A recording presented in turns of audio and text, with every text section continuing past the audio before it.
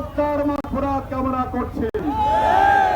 সংগ্রামী শাহরাস্তিবাসী, আজকের এই দিবসে জামাত ইসলামী সরকারের দেশবাসীর অঙ্গীকার, দেশবাসীর স্লোগান হচ্ছে বাংলাদেশে আর কোন বৈষম্যের ঠাঁই হবে না।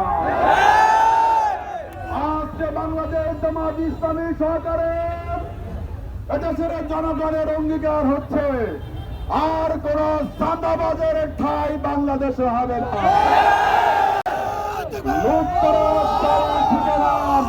বাংলাদেশে হবে না। অফিস আদালত সহকারে বাংলাদেশের সর্বস্তরে দুর্নীতিবাজের ঠিকানা বাংলাদেশে হবে না।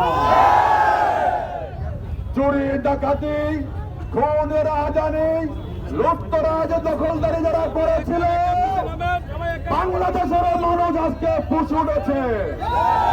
আজকে বাংলাদেশের সর্বস্তরে মানুষের সিদ্ধান্ত যে আর ওই